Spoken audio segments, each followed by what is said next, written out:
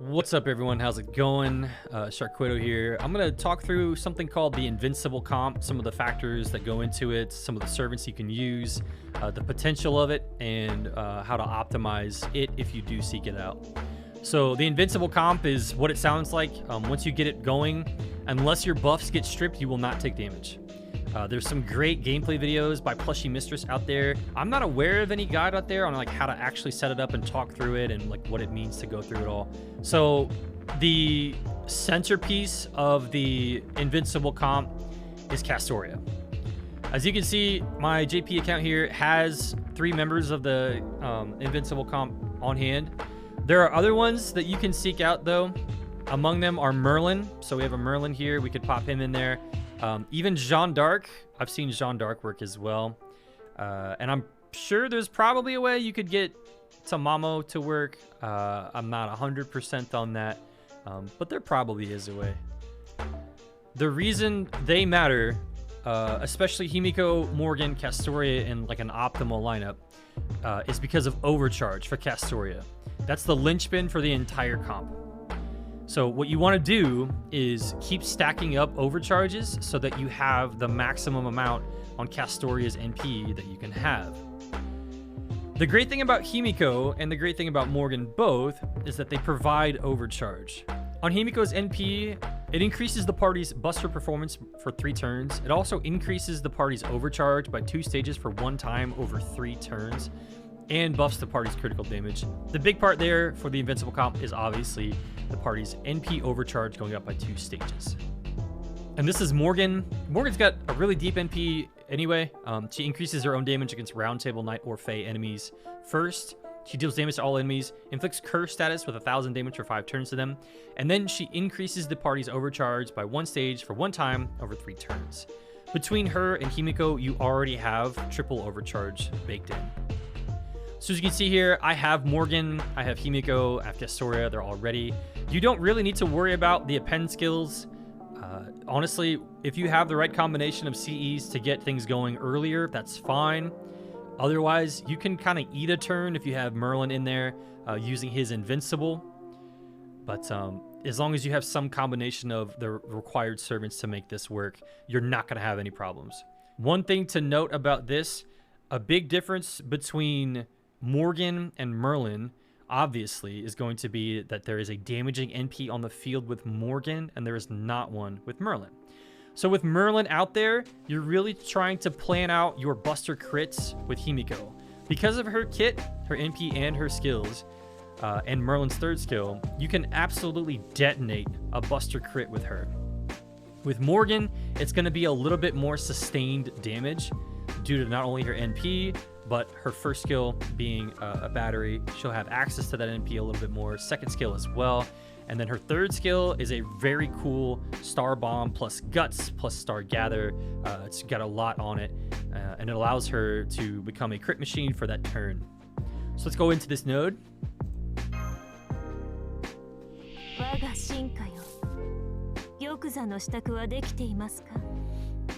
So what we have here, we have 3 NPs that are basically ready to go. As soon as I hit 1 button, they will be ready to go. Actually, probably 2.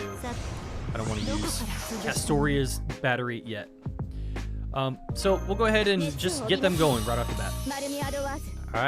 All right. You'll notice, if you remember the NPs that we looked at, that the overcharge does not matter for this for Himiko and Morgan. So it doesn't matter what order you use them in.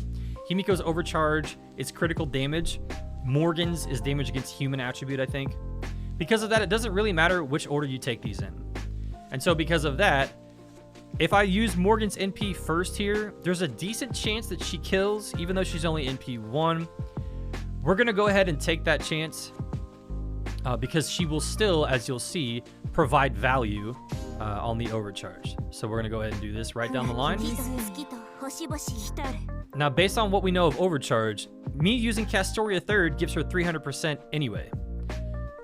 As you could probably tell, this is going to result in maxing out her overcharge every single time that we can pull this off. And if we pull it off enough times, it's going to just kind of start piling onto itself. Himiko has the 50% battery. All 3 of them have some form of battery. and Castoria can even provide the Invincible if someone does get particularly picked on, if the RNG goes badly and one of your characters takes a bunch of hits and they lose their Castoria's protection of Avalon. If they lose that, you can shore up a turn by using her targetable Invincible. 対終末対粛清防御始めそういいでしょう私の足元で許しを乞いなさい落ちよロードレスキャメロット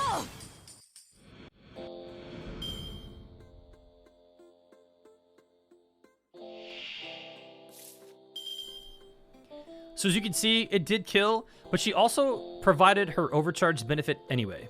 So we're going to go ahead and NP with Himiko and then Castoria. Himiko provides 2 stages. Castoria is going to benefit from those. Doing second, she'll be at 400%. She'll then also take Morgan's overcharge and be at 500%. So here we go. 黄昏の時を再びいい判断です。あれも違うこれも違う勝った精神かたどるクオンの鏡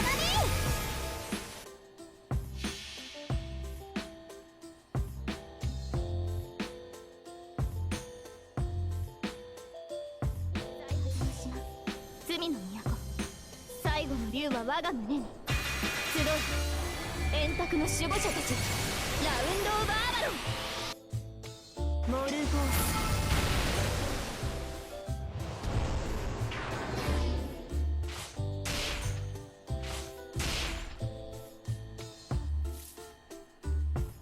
So as you can see, Castoria took the hit there, so that knocked her down to 4 hits. The other 2 did not. So they got the full benefit of the 5 full hits. That's the maximum you can have under Castoria's protection. What that means is, over the next couple of turns, any number of them can take a number of hits, and they're not going to take damage, because they cannot take more than 3 hits in a single turn on a regular 3 enemy wave. I know that their protection is not going to expire. So this allows me to start building up more battery again. Try to focus on arch chains wherever possible. If not, I'll try to get some healthy damage cranked out.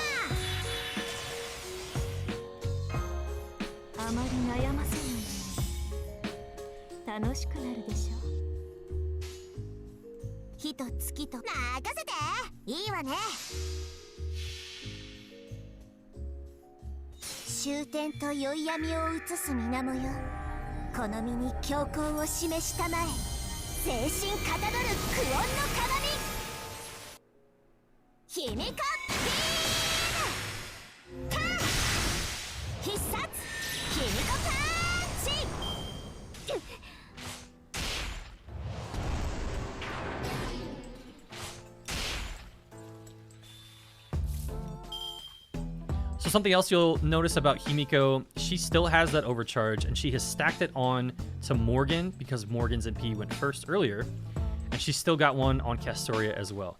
The great thing about these kinds of buffs from Himiko and Morgan is that I don't have to press myself to use them the next turn. Yes, they will expire eventually, but there's a pretty generous gap there, right? So that's how you'll make it work with the 3 of them. Now let's try it out with a more stall-oriented comp with Merlin, Himiko, and Castoria. So we've made the switch. We've got Merlin in there with the OK scope, as we call it. Everyone has at least 80% charge going into the battle regardless of their append skills. And it's going to start to be a little bit more stable because of the extra arts card on Merlin as opposed to Morgan. However, we will also be sacrificing damage, so we know that we're not going to clear that first wave as Morgan did. Fights will be more drawn out, but they're also much more stable, not to mention the fact that you have healing involved with Merlin's NP in case you do take a hit here or there, right?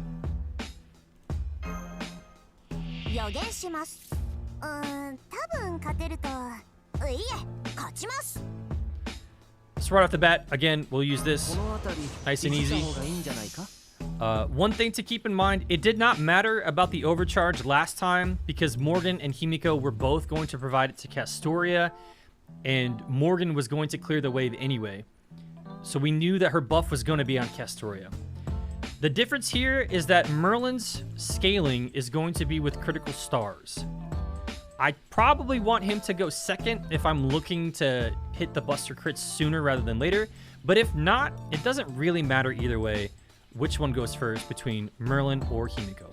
Another note, if you don't have a bunch of scopes, if you have like Imaginary Element, non-MLB or something like that, or even just Dragon's Meridian from the friend point, you can make do for the first turn with Merlin's Invincible, not to mention Castoria's 30% battery for the party and his 20% battery for the party. You don't even need to have it MLB, the Dragon's Meridian from friend point, and you can start to get the ball rolling on this. Also, as you can see, a lot more arts cards to choose from over there. It is only one difference, and yes, that's RNG dependent, but again, over the course of a longer battle, it's much, much more stable. So here we go. ありえざる妖精の王よ鏡鏡星の宇宙に物見の糸楽園の端から君に聞かせよう罪なき者のみ通るがガーデン・オブ・アバロンひみこひみこひみひみこひみひみひみこみこひみこ見えた精神救援鏡最果ての島罪の都最後の竜は我が胸に集い円卓の守護者たちラウンド・オブ・アバロン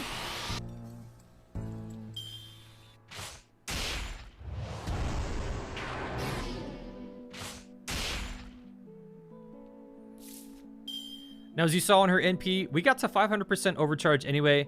Her going third is going to take her to 300%. Himiko providing 2 stages is going to take her to 500%. That's really the most efficient way to go about using the Invincible comp is Castoria, Himiko, and someone else, depending on the fight. If you don't mind stalling out or you want to plan to use some crazy buster crits over the course of a battle, then taking Merlin is probably a good option. If you are looking to end the fight a little bit faster, maybe have a certain damage niche that you want to capitalize on with Morgan, then you can use her instead of Merlin. But essentially, you're looking at the same road ahead of you, which is continue to stack up NPs as often as you can.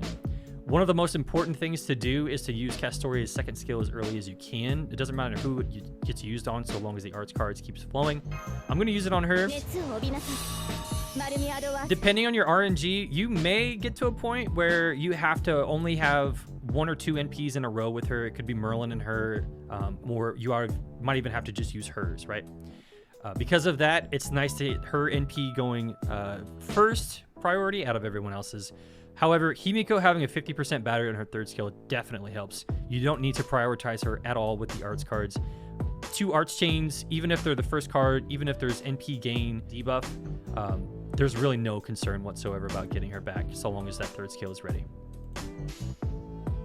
So as you can see, we have an arch chain here. We could choose to use Castoria's third skill, but we have a great buffer here because the first 2, Merlin and Himiko, still have more than 1 turn worth. 5 on Merlin, 4 on Himiko. Castoria here does as well. She does have the curse that could be a little bit problematic, but with Merlin, we do have the healing involved in this comp, so it's not quite as big of an issue. Plus, her next NP will wipe away any debuffs anyway. So since we're not in a rush, and we know we have an arch chain here, let's go ahead and use the arch chain.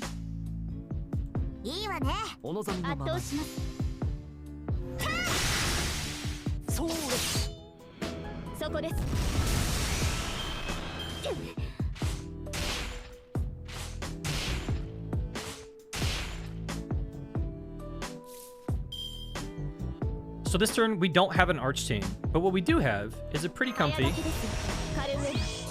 30% and Himiko's 50%.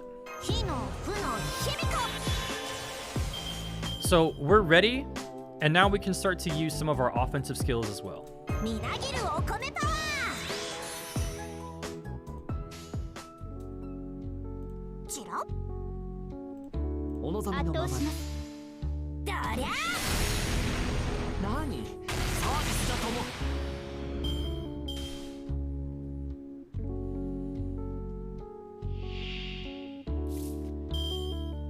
So So as you can see, 160,000 on her crit right there. Yes, it's class advantage, but we didn't use Merlin's third skill. We didn't use her second skill either. There's a lot more that could have been done with that, again, although it is class advantage. But you can see already the damage potential with this kind of comp, not to mention the stability. So now we're on the second wave. Everybody's MP is ready to go.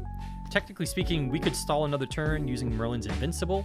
Our batteries are looking fine to cool down fairly soon. We have this Mystic Code to help with that if anybody lags behind. But we can go ahead and fire off another round of NPs.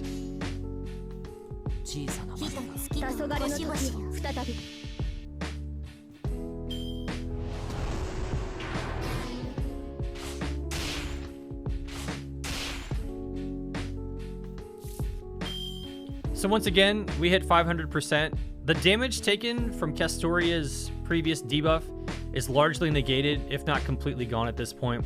Although Merlin does now have that, our batteries are looking good to cool down fairly soon. We also have an Arch Chain here, so we can go ahead and capitalize on that as well.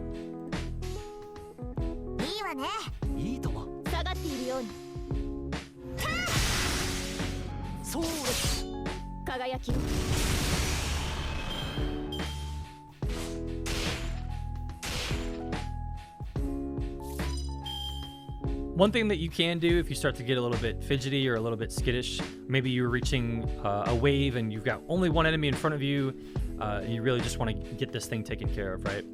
You can use your battery as you want.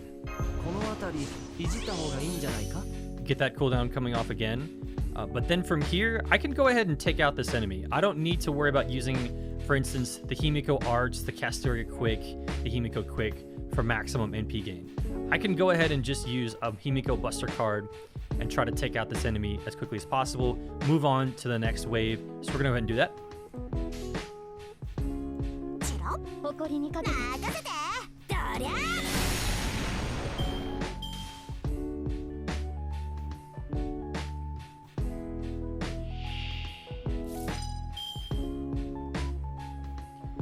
So let's say you get to a point in a battle where maybe your cooldowns weren't optimized, maybe you don't have skills maxed, maybe you just had something go awry, maybe some bad RNG, and you need to cover for a turn. The fantastic thing about the comp in front of you is that not only do I have Merlin's Invincible, I have an Invincible on this skill right here. I have a targetable Invincible on Castoria's third skill. And I can bring this Mystic Code for yet another Invincible. So we're going to go ahead and use these to show that we can bridge that gap however much we want to.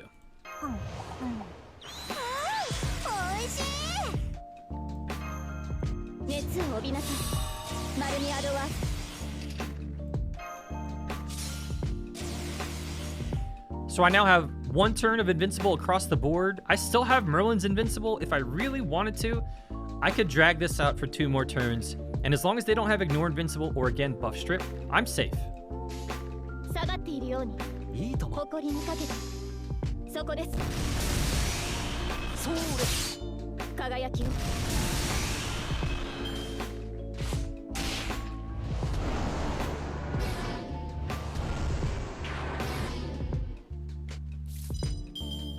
Again, you could say, ah, man, I don't like this hand, or I got really bad RNG, or my skills aren't where they should be. So pile it up and toss another turn.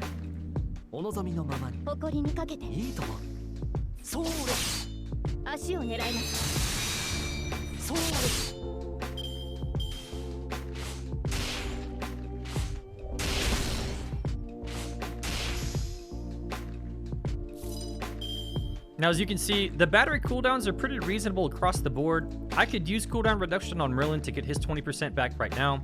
Between him and Castori's 50%, Himiko has 50% as well. It's a pretty good chance that I'm going to be able to pull off an NP after all of that. Even after needing to take those 2 turns of Invincible from the Mystic Code and skills, and then from Merlin's skill after that, I have plenty of cushion to have built up an NP in that time. We didn't use any battery the last 2 turns, but we still got there, so we're going to go ahead and use our same round of NPs.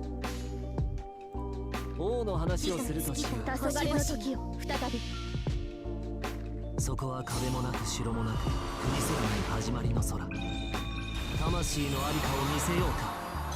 ガーデン・オブ・アバロン。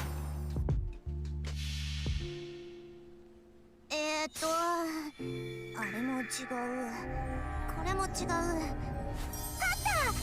全身かたどるクオンの鏡！違法の国、時の終わり。なれど剣は彼の手に。霊言なる勝利を刻め。ラウンド・オブ・アバロン。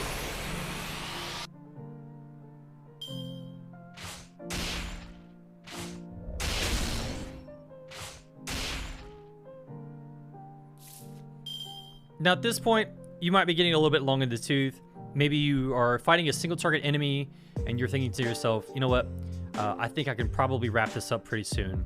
What you could do is make use of not only the attack up, but also use this skill right here on Himiko. It's attack up, but it's also stars per turn. It stacks nicely with Merlin stars per turn that's on him as well. So because of the fact that I'm probably going to have a decent chance at a buster card either next turn or the turn after that, I'm probably going to be able to gear up for a pretty massive crit if this is a single target enemy. Because this is a wave and you can use this comp against literally anything that won't strip your buffs away, I don't really need to rush things like that. So what I'm going to do is just continue to kind of plod along.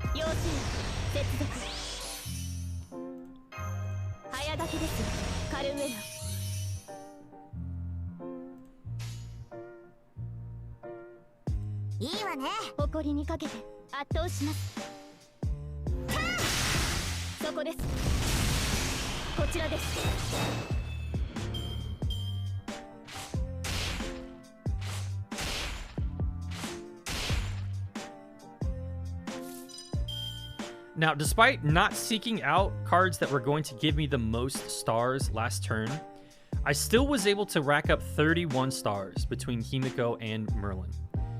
That in and of itself is a huge boon for any comp that has Merlin in it.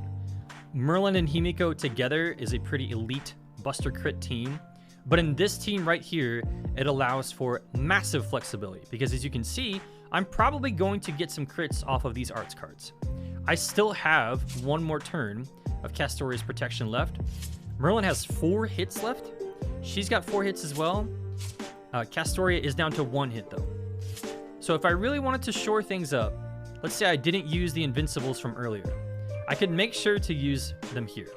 Or I could go out of my way to see how much damage I can do here and see if we couldn't wrap it up. No matter what, because we used those Invincibles earlier to show proof of concept, they're not available here. But if they were, this is where you might seek to use one, either her own Invincible or the Mystic Code Invincible or Merlin's Invincible, just to shore it up a little bit more, make sure that she won't take any damage at all.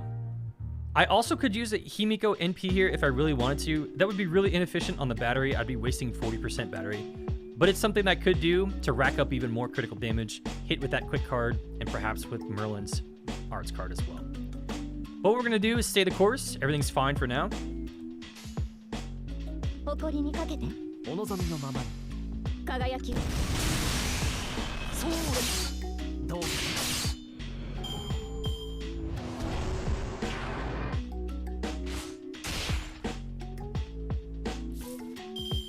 One other important thing to note, because of the fact that critical hits on arts cards generate a lot more NP, one famous example, Ereshkigal, if you can get a crit on her arts card, you're going to get most of her gauge refilled. The same is true for all servants. If they have a crit on an arts card, it's going to refill more gauge than if it was a normal hit on an arts card. It varies widely. Again, Ereshkigal being a primary exception. But these three are no different. If you can get a crit on their arts cards, you're going to get a good chunk of their NP back. Now, as you can see, I don't have any arts cards here. I don't really want to use Himiko's battery here because it's only 5%, but I also only have 1 enemy left. So what I'm going to do is see if I can't just wrap up the fight right here. I'll use Merlin's Buster buff on her.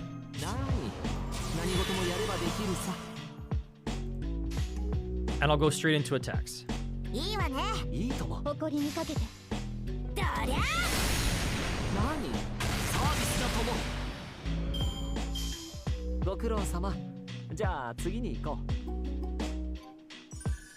And there you have it. That's the Invincible comp in its primary usage, which is going to be last as long as you want, and then use nicely timed buster crits to take advantage of the situation while still being protected. Again, with Merlin, it's a little bit more stable. You can probably go the distance for however long you want. With Morgan, it's there. The stability is not quite as prevalent. However, Morgan plus Merlin plus Castoria is another viable alternative. None of those are the optimal one in my opinion. I would say Castoria, Himiko, and Merlin is the optimal one because of the fact that you balance damage due to her buster crit capability with healing from Merlin if there are any debuffs applied, as we saw from these enemies, with the protection from Castoria. Not to mention the fact that you do get a single extra arts card compared to Morgan versus Merlin. So that's how to use the Invincible comp. There are certainly other potential uses as well. I've heard whispers that perhaps David could be integrated, and you could probably pull that off if you were better at the game than I am. But there's probably a lot other ways that we'll find. Rhaenys's recent NP buff makes it very interesting to see if you could get NPs going even more often. That being said, this is the core of it, and this is going to be the most accessible one for North American players the soonest because of the fact that we do now have Castoria. We do now have Merlin, and Himiko is coming very soon. Thanks so much for watching. If you have any questions about this or you want to talk about it more, feel free to hop in my Discord. Happy to help there. If not me, then my fantastic community would love to. Once again, take care of yourselves. Thanks for watching. See ya.